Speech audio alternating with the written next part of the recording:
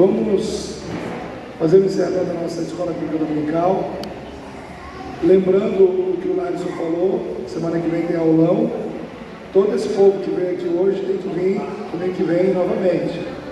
Queridos, esse é o nosso novo gasofilácio, né, de ofertas e dízimos. Então nós vamos estrear ele hoje, já pela manhã, e à noite também.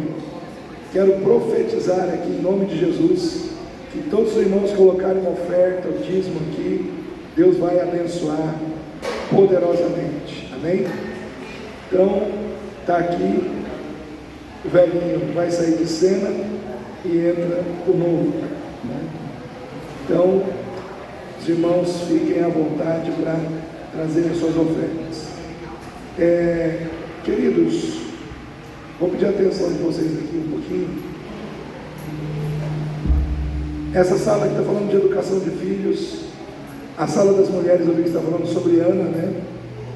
E eu penso em Ana nas duas situações. Uma mãe que fez a diferença na vida do seu filho, mesmo antes dele ser gerado. Uma mãe que, por uma oração, deu um significado e um rumo para a vida do seu filho. Ela fez uma oração ousada: se o Senhor me der um filho homem, eu o consagrarei ao Senhor. E, irmãos, algo muito semelhante aconteceu assim no século passado com um pastor. Esse pastor conta que a mãe dele, analfabeta, morava na zona rural, né? E ela ficou grávida já ali do seu último filho, e ela teve complicações. O neném estava em agonia de morte na barriga, e para sair de onde ele estava, tinha que atravessar uma trilha de 40 quilômetros para chegar aonde tinha médico. Aí o médico foi chamado, e ele foi à casa.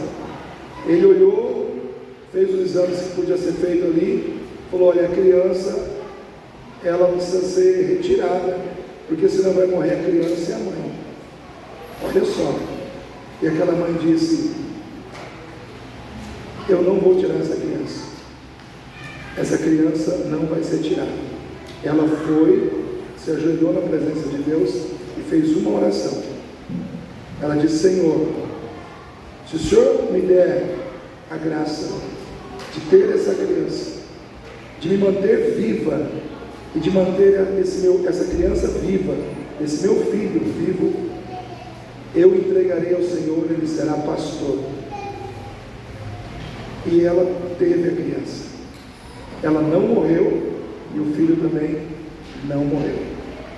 E aí o filho cresceu, foi crescendo, e ela nunca falou para ele que ela fez esse voto nesse momento da vida dela. E a criança foi crescendo, até um dia que ele chegou adolescente e falou: mãe, eu sinto o direcionamento de Deus de caminhar em direção ao pastorado. Ele disse que ela chorou. Aí ela contou para ele o voto, porque ela não queria ter contado antes, porque no coração dela ela estava pensando assim: se eu contar, eu vou induzir ele a uma situação. Então, se eu orei lá atrás e Deus colocou no meu coração que ele seria um pastor, esse Deus também vai falar com ele. E Deus falou com ele, e tudo aconteceu debaixo da direção de Deus. E aí naquele momento, ele adolescente disse para ela: mãe, a senhora fez algo mais importante na minha vida. A senhora me ensinou que uma mãe que ora pelo filho, esse filho nunca será pobre, e que os planos de Deus vêm acima dos nossos sonhos. E sabe quem é esse pastor hoje?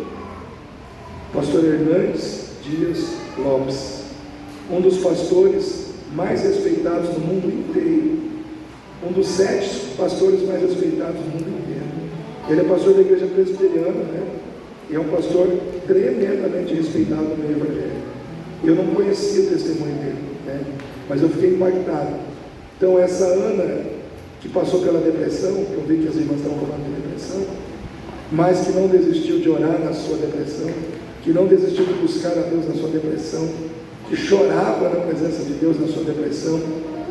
Tem uma parte que diz assim, me toca muito, que ela,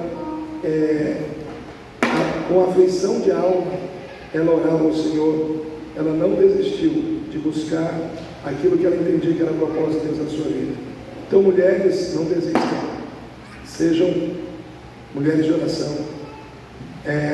Assim como vocês ouviram de Ana aqui sobre depressão, sexta-feira nós falamos da depressão de Elias, grande profeta de Deus, que ficou em depressão porque se frustrou em relação às suas expectativas.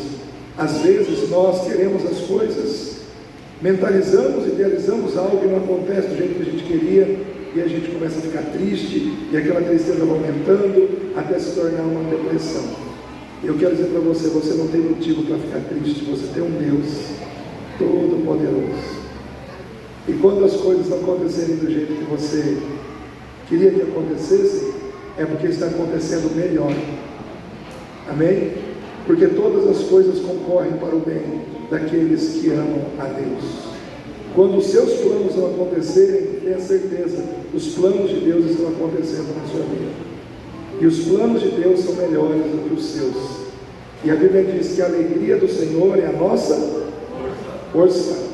Então, tenha força em permanecer alegre na presença de Deus. Amém? Vamos ficar em pé. A Luana